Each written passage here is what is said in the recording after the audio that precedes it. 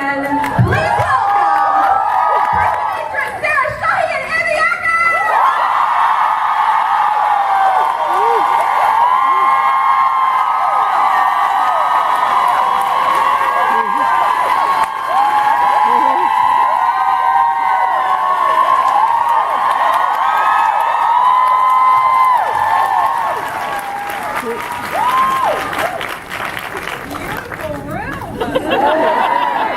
Who made that video? She's here. Right here. Oh, stand up, stand up, stand up.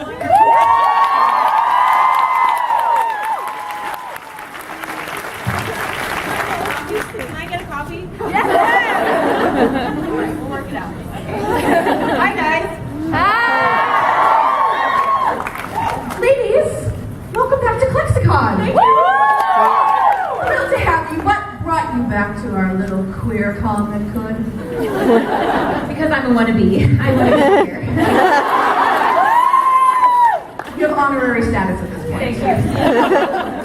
I have to say, this is definitely the best con. Just the vibe and it's just so positive and so wonderful. And I think last year we both left just loving being surrounded by all these gorgeous women.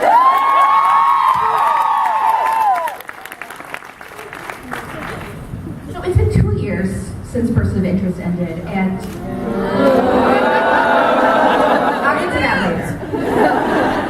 With some distance away from it, and experience now with fans last year and this year, and has it changed your outlook at all in any way on your experience? Has it enhanced it, changed it? Has Person of Interest ending changed my outlook? The time away from it now.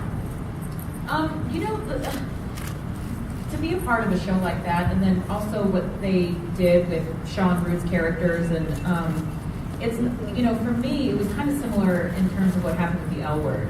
Like, when you're in it, you don't really realize how impactful that those storylines are, because you're so busy and you're filming and you don't really get the chance to interact so much with the fans. And then when it ends and you've got some downtime where you're off doing other projects and you do things like this, and you start hearing how it wasn't just entertainment for a lot of people. I mean, this helped people sort of be able to come out and define their characters and their personalities and find out who they really are. And for me, it's like being an actor, I want to do something that touches people. I want to do something that moves people, makes them feel something.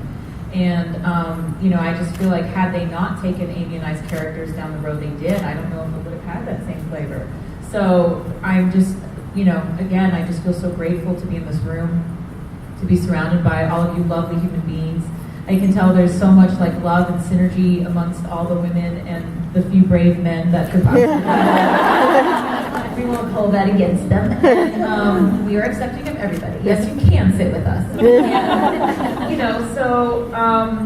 But just really realize how impactful and just again, it's like every day I tell my kids 5 things you're grateful for now, and this is one of those things that I'm very grateful for.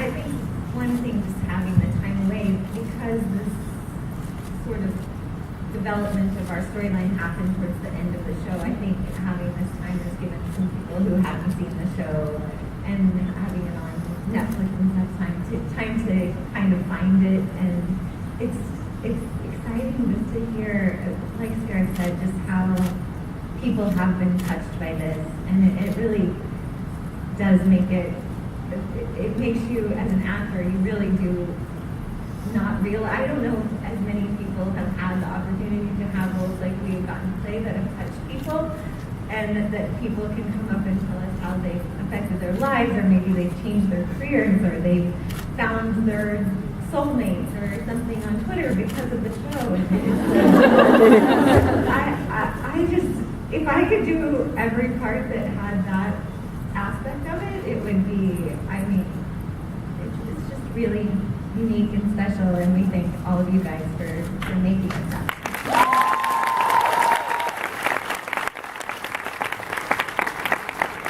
I think everyone in this room could agree that Person of Interest ended too soon.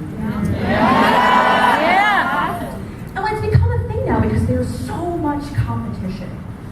more competition than there ever was, especially with streaming services, and shows really need to perform like gangbusters in order to get another season. And from your experience on the inside, what do fans need to be doing to try and protect shows that they love? Well, I mean, take that show, was it Timeless? Is that what it's called? That got canceled and then it got resurrected, and it just goes to show you the power of the pen and paper, or I guess now maybe it's the computer, but however you write into people, and it's not just one person, but if that one person can inspire somebody else to do it, somebody else, like as a collectiveness, we're pretty strong together. And whether it's to write into the executives and to get that kind of stuff going. I mean, they read it, they listen. Those blogs are important. I mean, are you talking about a POI resurrection?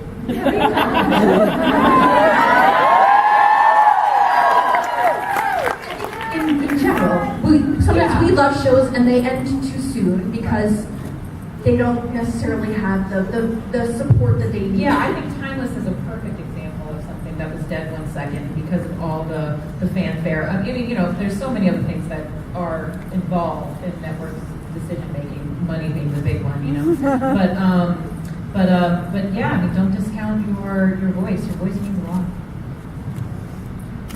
Root and Shaw were two extraordinary people in an extraordinary relationship. If things hadn't ended the way they did. Don't talk about it. Brunch.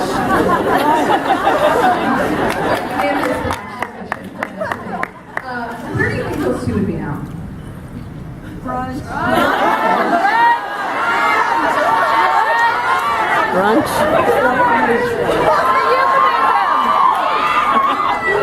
Oh, that's what we're calling. Guys, I almost have brunch every day. Spend it today, I'll almost spend it tomorrow.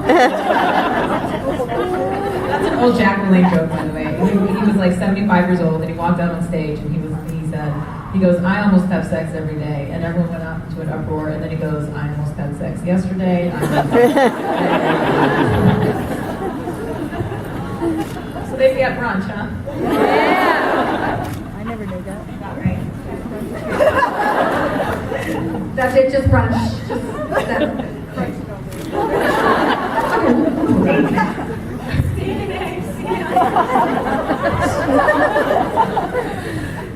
If you two could work together again,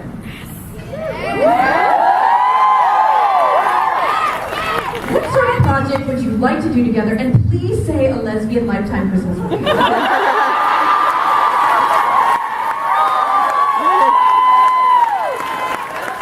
also have a pitch for that particular movie if you want to hear it. I'm willing to hear it because those are my two favorite things, lesbians and Christmas. Do you want to hear it? I have okay. It's called It Came Upon a Midnight Queer. Now I realize that title is a little on the nose. Okay, so Sarah, you play Mary, a work-obsessed real estate developer who has forgotten the meaning of Christmas. When she's sent to the small town of Tinselville by her firm to buy up all the tree lots and turn them into overpriced hipster lofts, she butts head with Carol. That's Amy. An organic tree farmer and vegan baker.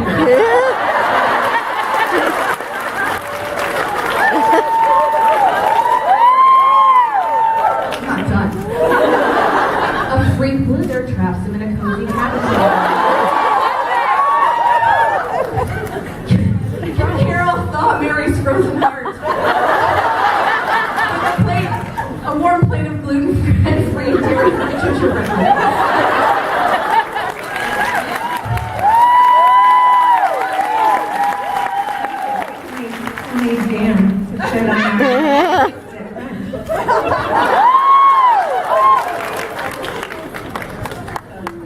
No, but seriously, what sort of project would you like?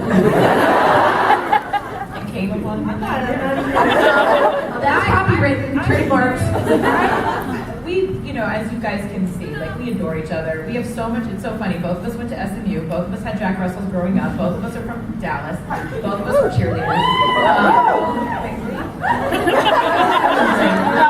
Yeah, of course they come. And,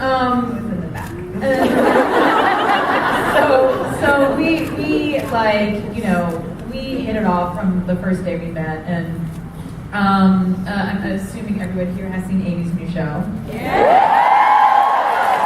And I've never played like one of those superpower people before, so I would love an opportunity to do that. And then, But I don't have superpowers.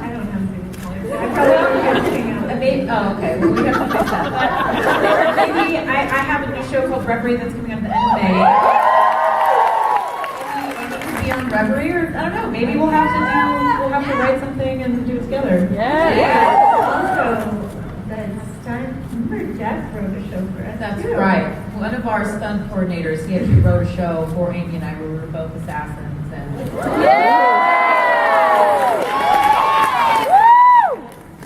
are we lesbians? We can be lesbians.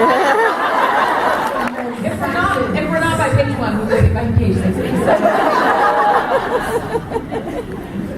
Okay, so speaking of The Gifted, Gifted has been renewed for season 2. Mama Bear, Kate Strucker. You're kind of the queen of sci-fi at this point. So what has your experience been filming that series, and what can you share about the upcoming season, if anything at all? Ooh, well, we're starting in 3 weeks, so they haven't given away a lot. I did get a phone call to go take a sword lesson, so I don't know. Go take That's a just another sword lesson. Yeah, so Sarah's my teacher. But yeah, I am looking forward to season 2. Season 1 was, I think they were really trying to figure out what they were doing, and we had a very little amount of time to prep and get the show running. And everyone who's on the show has strong personalities and strong ideas, and they've given the showrunner, we have all said, this is what we want to happen. So we'll see if any of it actually comes to fruition. But I think it's going to be exciting not being locked into the headquarters and being out in the world. And yeah, we'll see. And swords. Men aren't the only ones that can play with swords, by the way. So Sarah, when you were here last, I think you were able to give us the tiniest hint of what was going on in Reverie, but now that we're closer, can you tell us more? Well, the show airs in 3 weeks, or no, you go ahead. Anyway, no, the show airs at the end of May, and Reverie, what can I tell you about it? It's a psychological thriller, is the tone of it. It's kind of like that movie Inception. It's like if Inception meets Alice in Wonderland. I play this character who is a kind of you meet her and she's an addict. She's got drug and alcohol issues. She's trying to cope with the loss of her sister and her niece.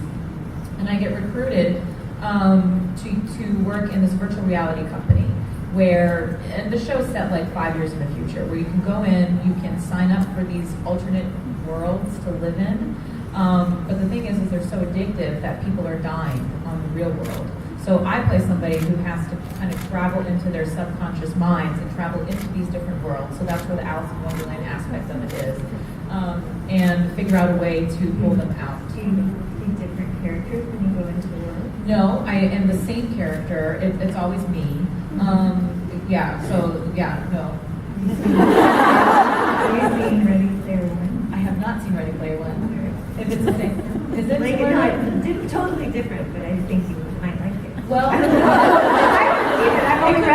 only read the book. Okay, so it is. Steven Spielberg is producing the show. You got the grandfather of film looking over you. I'm hoping that that's a good thing. And then what channel is it on? It's on NBC. It'll be Oh, on NBC. Okay. And Is it night and time? no. If I'd been plugging that too, if I did. We'll find that out, but support the hell out of that show.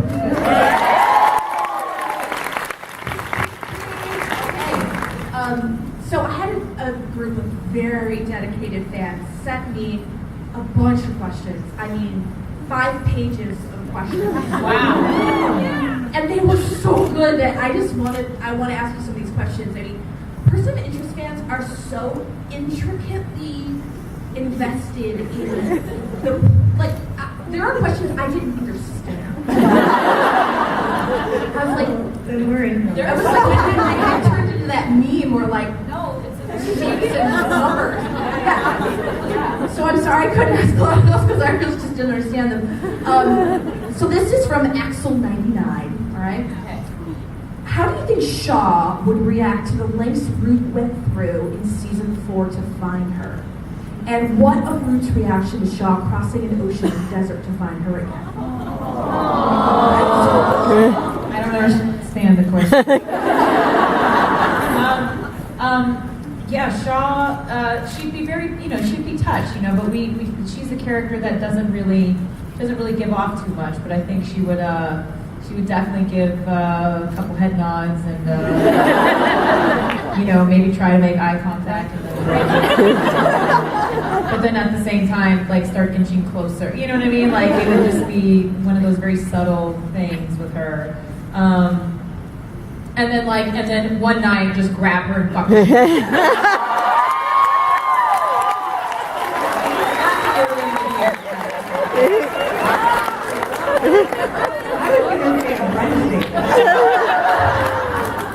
Give the people what they want.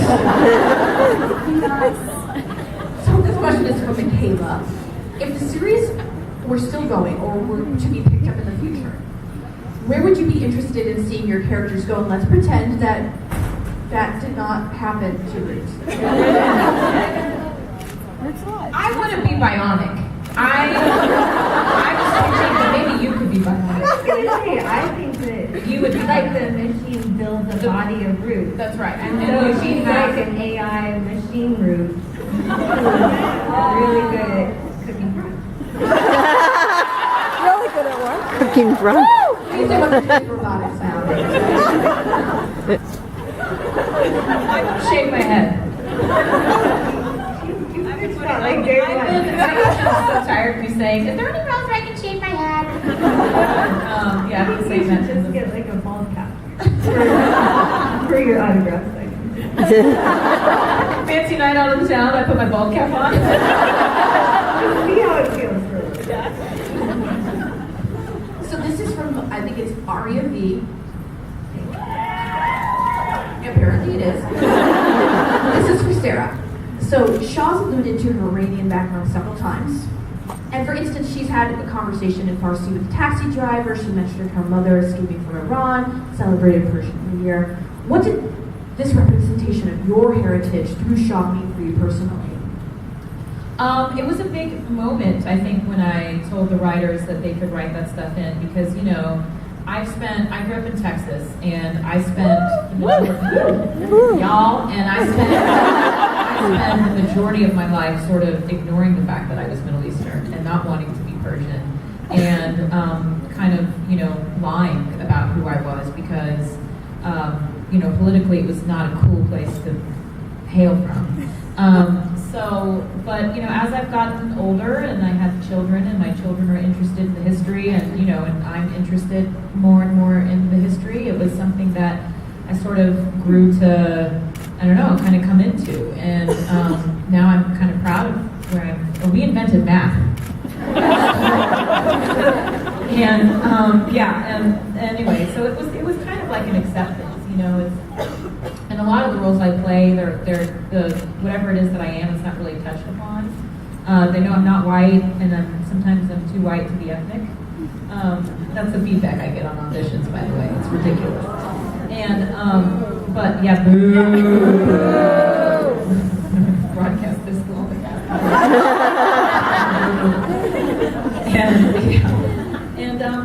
So to be able to say, okay, yeah, let's do it. Let's put it out there. Let's say this is what I am. This is where I'm from. It was a big moment for me,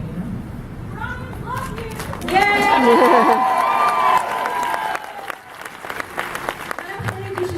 Du sit down. I don't know. Du sit down. Okay. So this is from Lindsay. For Amy, the machine was supposed to have a grand plan for humanity. What do you, or Root, think it was? For humanity. Deep.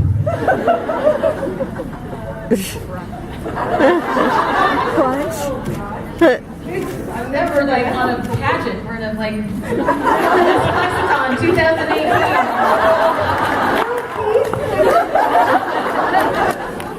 That seems like a viable answer. I mean, the machines grand plan for humanity.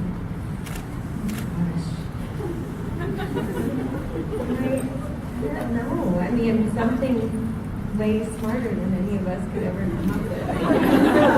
Because she's the machine. She knows the right thing to do, and if we knew, then we would have helped her make it happen. We would need machines.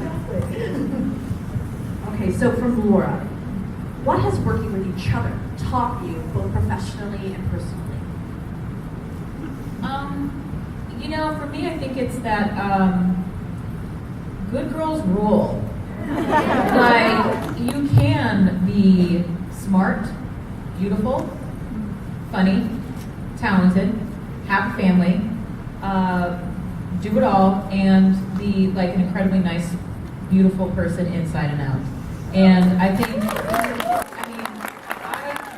working with Amy, you know, I hadn't met a cool girl that I wanted to hang out with on set, and there were always just weird vibes and weird energies, but she was the first person that I worked with that I was like, oh my god, holy shit, like you can be all of it, and you can, and also like, you know, and to be feminine and be unapologetic about it all, and so it was beautiful when I first met her, because it you know, it was like, yeah, you can, it's true, you can be that, and I think she embodies it, you know.